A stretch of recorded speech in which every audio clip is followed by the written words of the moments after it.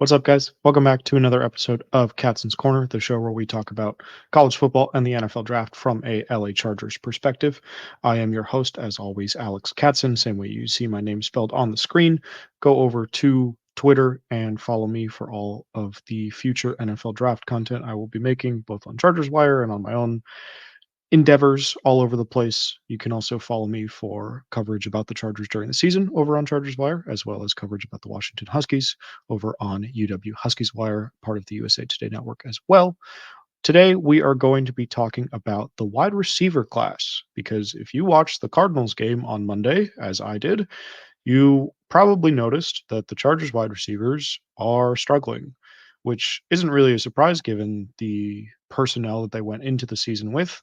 Lad McConkey has been playing well to start his rookie season, but now dealing with a hip injury, struggled to separate a little bit on Monday. Obviously, Quentin Johnston missed that game with an ankle injury as well. And so you're down to a bunch of targets to Simi Fehoko and practice squad elevation and Alex Insor favorite Jalen Rager. And so we're going to talk about some guys that could potentially fix this problem in 2025. Josh Palmer is an impending free agent. There's a couple of other moves that I think that the Chargers will end up making. DJ Chark is on a one-year deal, I believe. And so there's going to be some turnover in this room. That's just a fact of the NFL. That's how things are going to go. And so we're going to talk about a couple guys in this wide receiver class that I like a little bit further down the board. Not going to talk about any of the big guys, Tetaroa, McMillan, Luther Burden, any of those type of guys. I figure you guys know about those guys already. Trying to introduce you to some new names. As we get deeper into the draft cycle, of course, we will talk about some of those guys a little bit more in depth, especially if it looks like the Chargers are going in that direction at the top end of the draft. But right now, I feel like they're probably going to be out of range for a lot of those guys. And so we're going to talk about some players a little bit further down the board, not necessarily all the way down the board, but a little bit further down the board. Before we do all that, of course, make sure you guys do all the YouTube stuff as well as going over to Twitter, as I mentioned before. Subscribe to the channel, hit the notification bell, do all the stuff so that you know when Steven, Tyler, Alex, and I are all live and doing videos and doing live streams and all that sort of stuff about the Chargers season as it continues. We're at a really interesting point of the season at 3-3. I think that there's a lot to be optimistic about still with this Chargers team, but obviously a lot that needs to be fixed as well. And so I know that those guys are doing a great job getting you prepped and letting you vent about all of the stuff going on this year.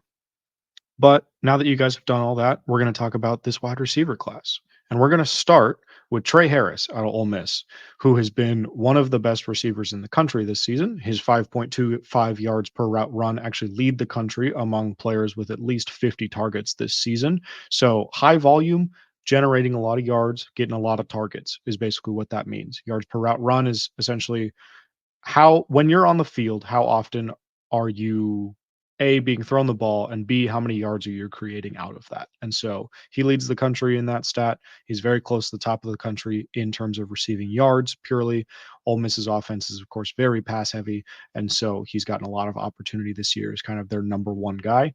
6'3, 210, transferred into Ole Miss from Louisiana Tech, where he had a pretty decent career over in the CUSA before moving up to the SEC.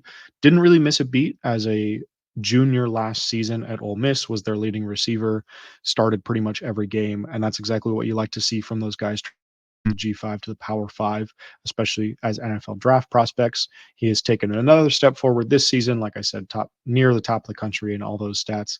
Really strong deep ball tracker, going to be a guy that not necessarily is going to create a lot of separation downfield, but has the tracking ability to kind of create that late separation that you hear some NFL analysts talk about all the time, where if you flash your hands really late and the defender doesn't know where the ball is coming because they don't have their head turned, they can't break up that pass because they don't know that the ball is coming to you. And so Harris does a really good job of that. He's a really good tracker of the ball down the field. And so that creates some opportunities where even if he may not be separated physically from a defender, he's able to create some late separation there with his hands to make catches a little bit easier down the field. That also contributes to his yards per route run numbers as well. He is someone that is rising into the day two conversation, I would say. Right now I would probably put him right in the second or third round range. I think he's going to be more of a prototypical X for you at the NFL level, which is what the Chargers are really missing right now. I think Quentin Johnston is going to be more of a Z. That's more of your receiver that is going to be working from the outside, but still working underneath. You're giving him a lot of yak opportunities. You're giving him the occasional deep shot. I think that you've seen that usage sort of bear out in the way that they've used him this season. Obviously, Lad McConkey is going to be your starter in the slot going forward, ideally. But at X, they really are waiting for DJ Chark to come back from this hip, groin, whatever you want to call it, injury. And so we haven't really seen what a receiver like that does in this Chargers offense yet. If you look at Baltimore, sort of the corollary for this Chargers offense under Greg Roman, that X receiver historically over the last few years at least has been Rashad Bateman, who is having a little bit of a breakout season this year, separating really well for the Ravens this season. But really, with Roman was asked to be this jump ball winner and asked to be this guy that the Chargers need, and it's a lot of the reason why Chargers fans are talking about trading for Mike Williams to come back is because they are missing that guy right now. And I think that Harris would step in and be that guy. Again, probably second or third round capital. You're not talking about using the first round pick on him yet, at least. And so I think that a little bit down the board, if you want to address a different need in the first round, whether that be a running back if Ashton Genty is there, or a D tackle, or a corner, or a tight end with this strong class that we have this season, I think you can go wide receiver in round 2, maybe even round 3, and you can pick up a guy like Harris to be that X receiver and step in and have a big role in this offense right away. Ricky White at UNLV is another one of those guys that I think is going to be more of a field stretcher. I think you're going to be that's another thing the Chargers have been missing this season. Obviously, we saw that a little bit with Rager in this game against the Cardinals with that 44-yard reception before he fumbled it out of bounds. I think that the Chargers are missing that downfield element. Obviously, Quentin Johnston has given them a little bit of that. And so, like I was talking about with Johnston probably being an ideal fit at Z, but Los Angeles has also been pretty willing to play Johnston at X with DJ Chark out. They've played Johnston at X with then Palmer at Z and McConkey in the slot. And so that's also a fine paradigm going forward because Quentin is already over there. He's playing the X, and you're talking about replacing Palmer pretty straight up as the Z receiver instead of moving Johnston back over to the Z and replacing an X. White is going to be a Z in the NFL. He's 6'1", 190, transferred to UNLV a couple of years ago from Michigan State. He's actually been on my radar for a really long time because, as some of you guys may know, when I'm not a Washington Huskies fan, I am a Michigan Wolverines fan. Both my parents went there. One of my grandparents taught there. I am triple legacy over there. And so grew up a Michigan fan. And a couple years ago, back in 2020, Ricky White actually set a freshman receiving record for Michigan State against Michigan. He had 196 yards in that game, averaged 22 yards a reception as a freshman at Michigan State. And I thought, wow, this kid is going to be a first round pick in 3 or 4 years. Didn't exactly turn out that way. Had a little bit of a struggle of a season in 2021 at Michigan State, ends up transferring down to UNLV, but he is picked right back up this season with UNLV and that go-go offense under Brennan Mary and the offensive coordinator there. They've run two different quarterbacks out there with Matthew Sluka hitting the portal midway through the season, but it hasn't really stopped White very much. He is a prototypical field stretcher. If you think about like the way that Jaden Reed was used at Michigan State, it's kind of the same idea as a player, the Packers receiver currently. I think that it's going to be a similar sort of thing for White as he comes in the NFL, where you're going to try to scheme him touches downfield.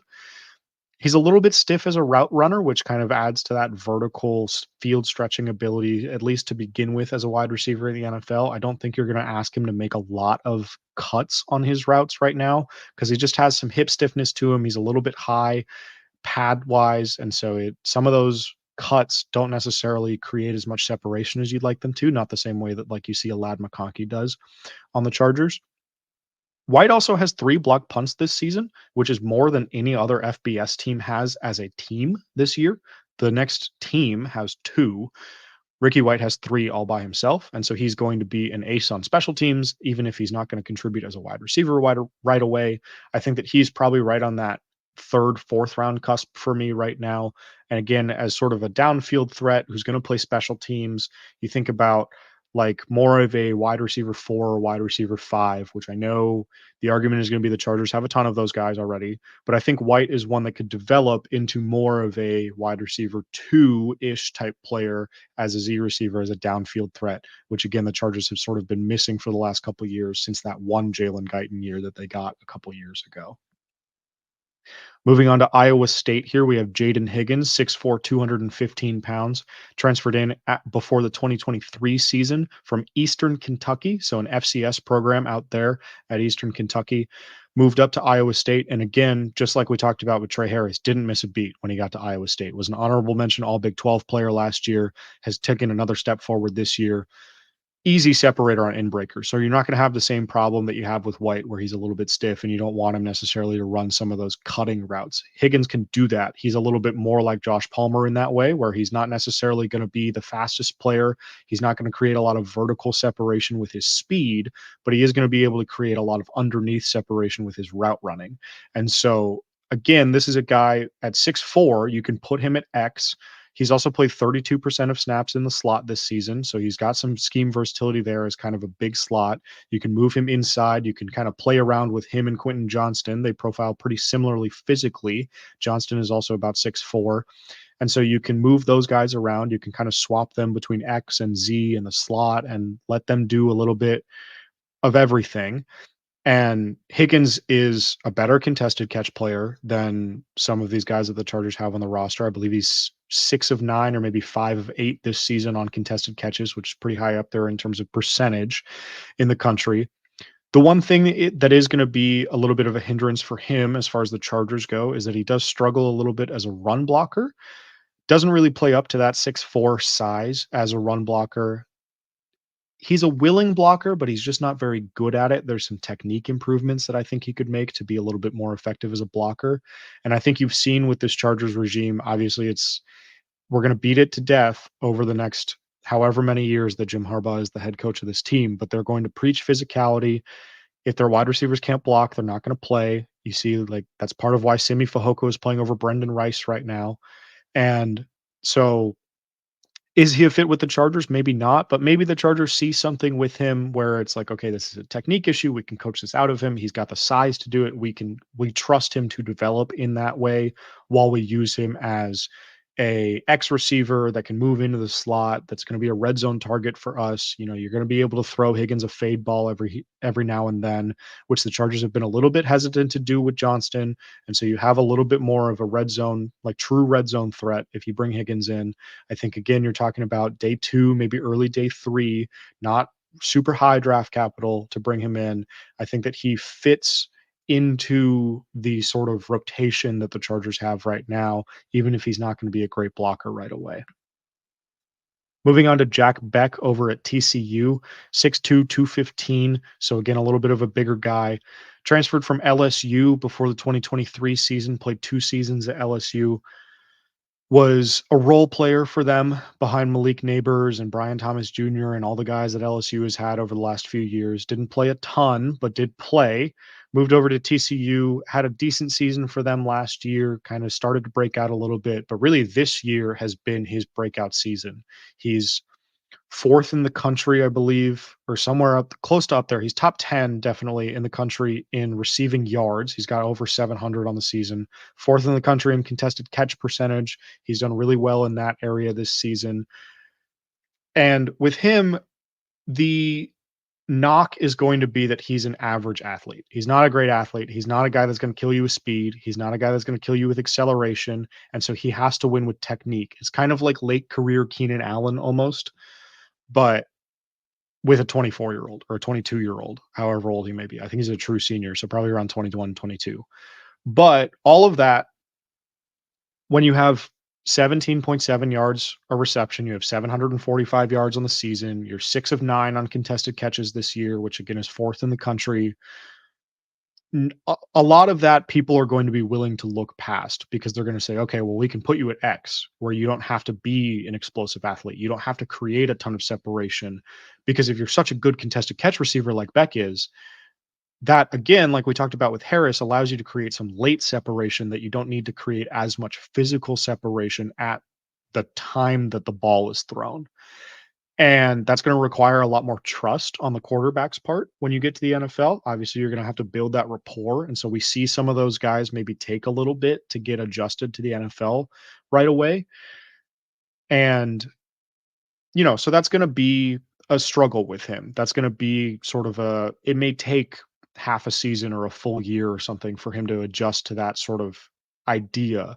And I think at 6'2", you're not necessarily talking about a prototypical X body. You're talking about someone that typically would be more of a Z, but he's going to have to play more of an X role just because of his athleticism. So again, the Chargers looking for an X potentially with Johnson, at least again, in my opinion, a better fit at Z, looking for an X option. He's going to be at All-Star games. Bech is. He is already on radars. Jim Nagy, the Senior Bowl director, has been tweeting about him pretty much all season.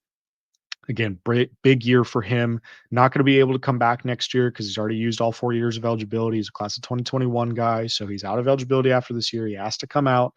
And I know Chargers fans are going to be hesitant about another TCU receiver. Obviously, Johnston has gotten off to a little bit of a slow start. Jalen Rager's a TCU guy that we just saw last week, had that big turnover that I talked about earlier. And so I know that the helmet is not going to be appealing to a lot of Chargers fans, but Beck has been a really good player this season. He's going to be at all-star events.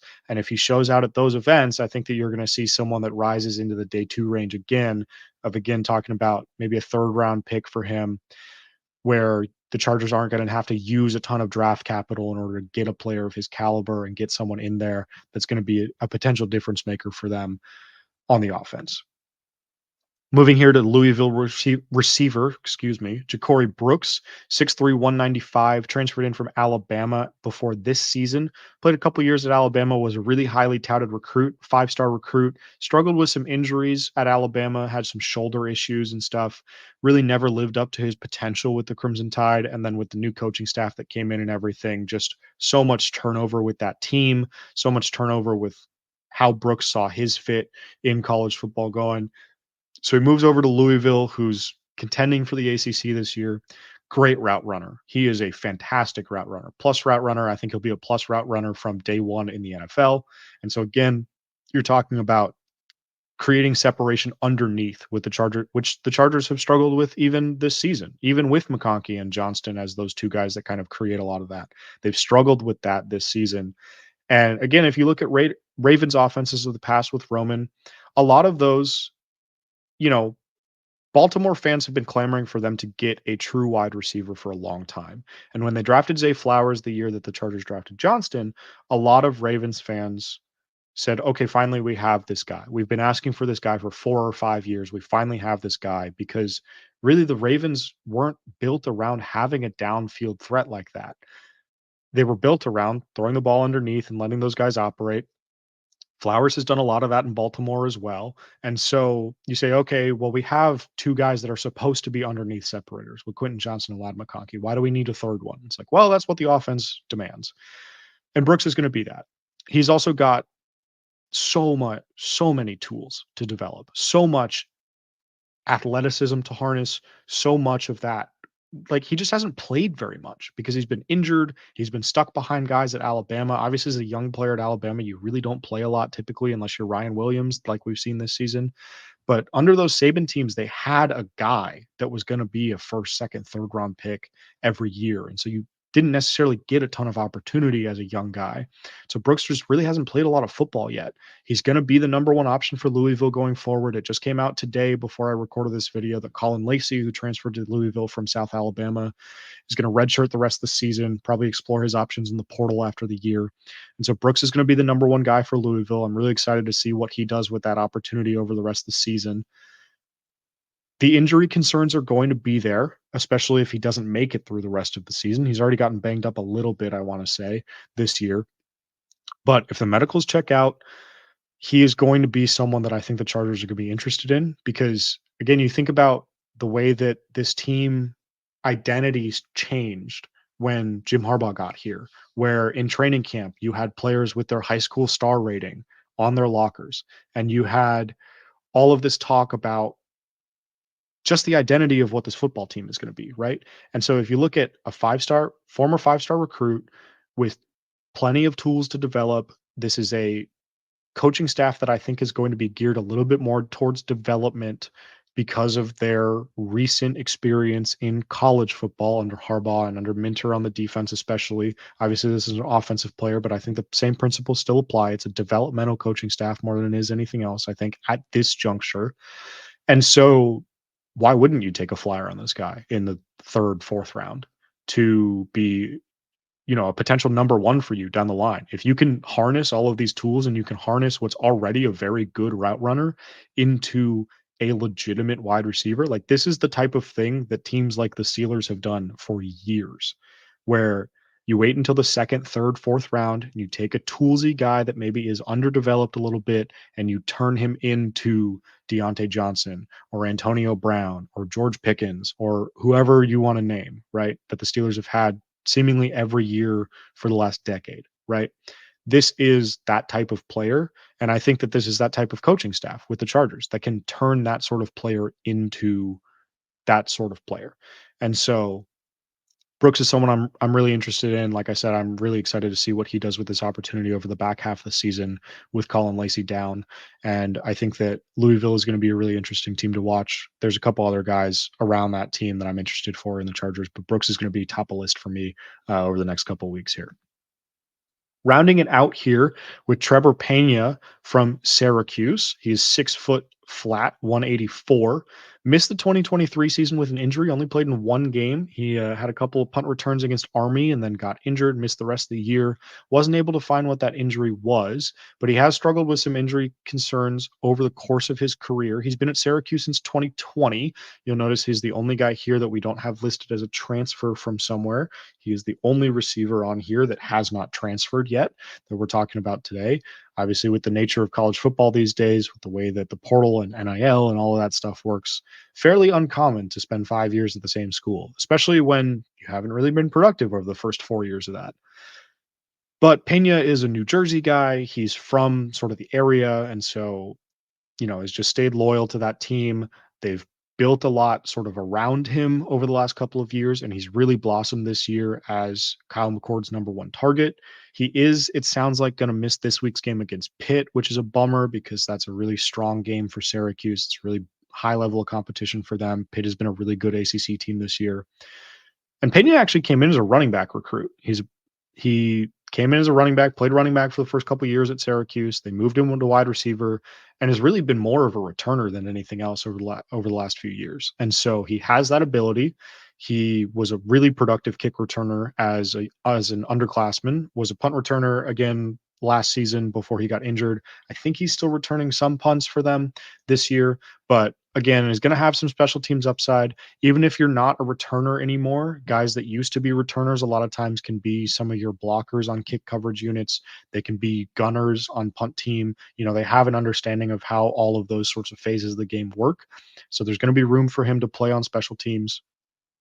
Leads the country in contested catch percentage. So you see 6 foot 184, and you're like, this is more of a slot guy. This is going to be more of a Z. This is going to be not someone that you're feeding red zone targets. He is 10 of 11 on contested catch targets this year. Obviously, I don't know how many of those are in the red zone. PFF doesn't give me those numbers, but 10 of 11, that leads the country in percentage wise. It's a 90.9%. That leads the country by almost 13%, actually more than 13%. The next highest is Dante Wright at Temple, who's 7 of 9, so 77.8%.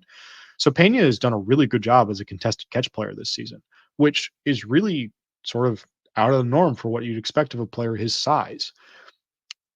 The concern with him, and why I think he's going to be available much further down the boards than some of these other guys that we've talked about, this is kind of my sleeper pick for this episode, is that it's 1 year of production. He has 1 year of production. It's only like 450 yards or something, even as Syracuse's leading receiver this season.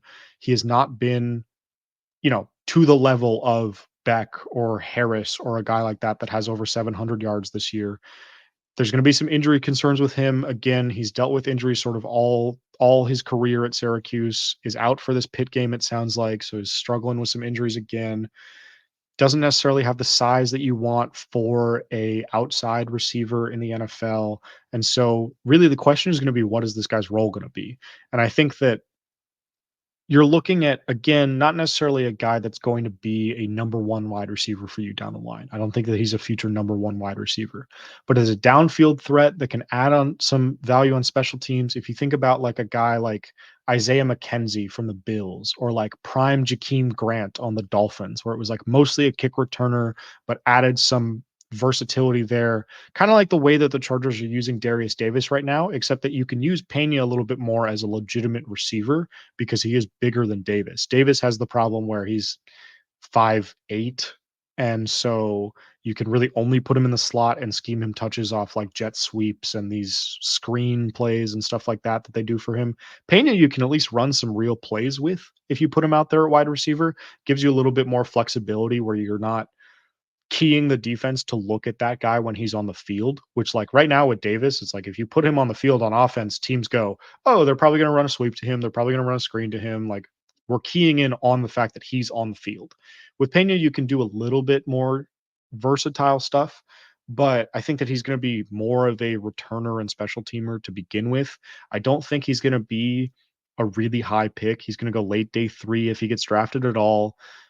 Does have another year that he can come back at Syracuse if he really wants to, so potentially that might be something he does come back for another year, prove that it's not a one-year wonder type thing with Kyle McCord throwing him the ball. Obviously, the level of quarterback play that he's getting this year is a little bit higher than it's been in years past with Garrett Schrader the last couple of years.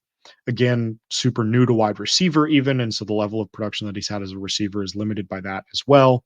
And so he's someone that I'm keeping my eye on. I want to see how he does over the last couple of weeks of this season with McCord playing, if he can get healthy, if he can continue this run that he's on right now, if his contested catch numbers stay stable. Obviously, again, leading the country, but only 10 of 11. It's not a really big sample size. This is not a big sample size stat.